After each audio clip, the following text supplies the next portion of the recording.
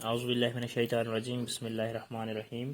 پیارے بچوں، السلام علیکم، گڈ مارننگ۔ میں ٹیچر تنویر احمد شاہ پھر سے آپ کی خدمت میں حاضر ہوں۔ آج 31 مئی ہے 2021 اور آج کا جو میرا ٹاپک ہے کلاس 5 کے لیے ہے۔ آج ہم پڑھیں گے گفتگو کے آداب۔ اگر کسی کے ساتھ ہمیں بات کرنی ہو، کس طریقے سے ہمیں اس کے ساتھ بات کرنی چاہیے، کیا طریقہ ہمیں اپنانا چاہیے، اسی کے بارے میں آج ہم پڑھیں گے۔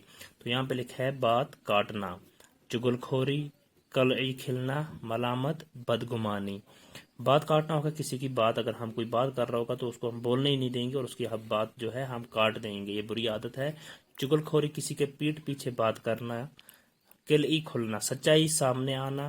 ملامت بولتے ہیں بدگمانی کو، اور یہاں پر بدگمانی لکھا ہوا ہے، اس کو بھی ہم بولیں گے غلط فہمی۔ تو یہاں پر ملامت، برا بلا کہنا، ہم یہ بھی بول سکتے ہیں۔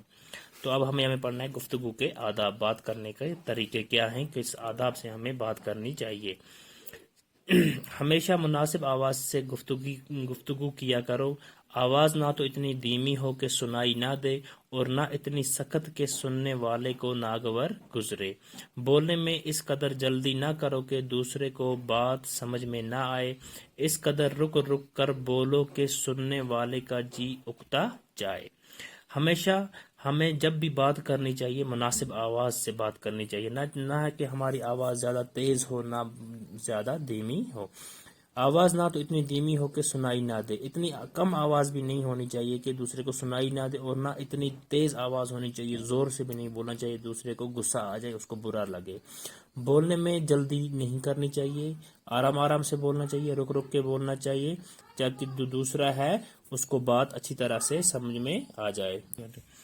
نہ اس قدر رک رک کر بولو کہ سننے والے کا جی اکتا جائے، رک رک کر بھی نہیں بولنا چاہیے جو دوسرا ہے تاکہ وہ تنگ نہ آ جائے۔ جس کسی سے گفتگو کرنا ہو تو اول موقع اور وقت کو دیکھ لو، بات کیسی ہی اچھی یا ضروری ہو لیکن بے موقع یا بے وقت کہو گے تو ضرور بری معلوم ہوگی۔ جب کسی سے ہمیں کوئی بات کرنی ہو، ہمیں موقع بھی دیکھنا چاہیے کہ اس آدمی کے پاس کیا اس کے پاس ٹائم ہے، وقت ہے اس کے پاس، اور بات کتنی بھی ضروری ہو، اچھی کیوں نہ ہو، اگر وہ آدمی جس کے ساتھ ہمیں بات کرنی ہو اگر وہ کوئی کام کر رہا ہو تو ہمیں اس وقت کوئی بات اس کو نہیں کہنی چاہیے، اس کو تنگ نہیں کرنا چاہیے۔ کسی کی بات کاٹنا سخت عیب ہے، اگر ہم کوئی بات کر رہا ہو تو اس کی بات کو ہم کاٹ دیں گے، اس کو بولنے ہی نہیں دیں گے، بہت برا ہے۔ جب تک دوسرے شخص کی گفتگو ختم نہ ہو تم ہرگز اپنی بات شروع نہ کرو۔ جب تک دوسرا آدمی اپنی بات مکمل نہ کر لے کہہ کے، تب تک ہمیں اپنی بات نہیں کہنی چاہیے۔ البتہ کوئی سخت ضرورت ہو تو اول اس شخص سے معافی مانگو تب بات کہو۔ اگر ضروری بولنا ہو تو پہلے اگلے شخص سے معافی مانگنی چاہیے، پھر ہمیں بات کہنی چاہیے۔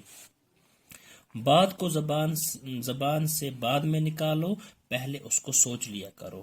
ہمیں بات جو ہے وہ بعد میں بولنی چاہیے، پہلے سوچنا چاہیے کیا یہ بات اچھی ہے یا بری ہے۔ بن سوچے بولنا بے وقوفی ہے، اگر ہم سوچنے کے بغیر بات کہیں گے وہ بے وقوفی کی بات ہوگی تو ہم بے وقوف مانے جائیں گے۔ ایک ہی بات کو بار بار کہنا یا ایک ہی لفظ کو بار بار دہرانا ٹھیک نہیں، اگر ہم ایک ہی بات کو بار بار کہیں گے، ایک ہی لفظ کو بار بار دہرائیں گے، یہ بھی اچھی بات نہیں ہوتی ہے۔ گفتگو کے وقت بہت تیزی اور غصہ ظاہر کرنا، سخت لفظ بولنا، گڑگڑانا، ہاتھ جوڑ کر بات کہنا، بے حیائی اور مسخرے پن کی باتیں زبان پر لانا، اپنے منہ سے اپنی تعریف کرنا نہایت غیر شائستہ طریقہ ہے، اس سے ہمیشہ پرہیز کرو۔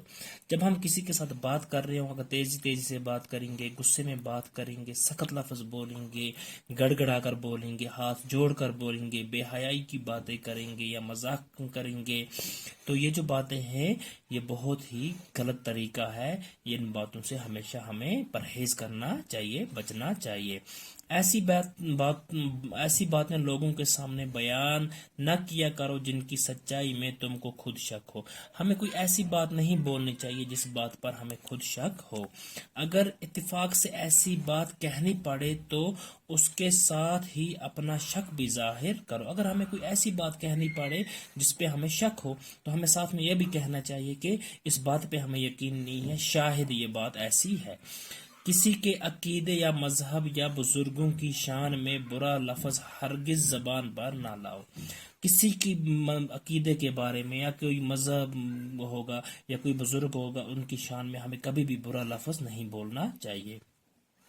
جب چھوٹوں سے گفتگو کرو تو نرمی اور مہربانی سے پیش آؤ۔ جب ہمیں چھوٹوں سے بات کرنی چاہے تو ہمیں نرمی سے پیش آنا چاہیے۔ غرور اور شیخی نہ جتاؤ۔ کوئی حقارت کا لفظ نہ، مطلب جب ہم چھوٹوں سے باتیں کریں تو ہمیں ان پہ ایک دباؤ نہیں ڈالنا چاہیے، غرور کے ساتھ بات نہیں کرنی چاہیے، ان کے ساتھ حقارت کے ساتھ بھی بات نہیں کرنی چاہیے، اگر ان کو ایسا معلوم نہ ہو کہ ہم ان سے کوئی برے طریقے سے بات کر رہے ہیں، یا ہمیں انہیں ایسا نہ لگے کہ یہ بات جو ہے، یہ آدمی ہم پہ اپنا روب جاڑ رہا ہے۔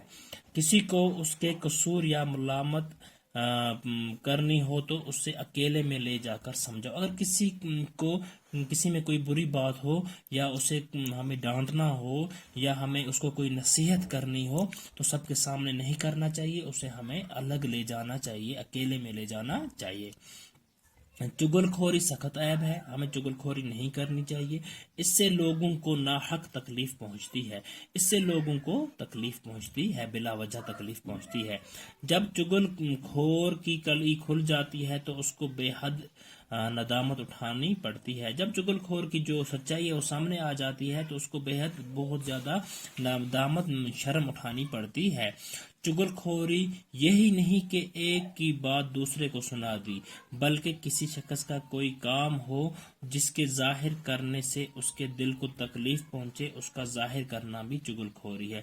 چغل خوری اتنا ہی نہیں ہے کہ ہم ایک کی بات دوسرے کو جا کے بتا دیں گے، بلکہ یہ بھی چغل خوری ہے اگر کوئی شخص کوئی ایسا کام کرتا ہو، اگر ہم اس سب کے سامنے لائیں تو اس کو بہت برا لگے، اس کو بھی چغل خوری کہتے ہیں۔ چغل خور کی بات پر کبھی یقین نہ کرو۔ جو آدمی چغل خور ہو اس کی بات پہ یقین نہیں کرنا چاہیے۔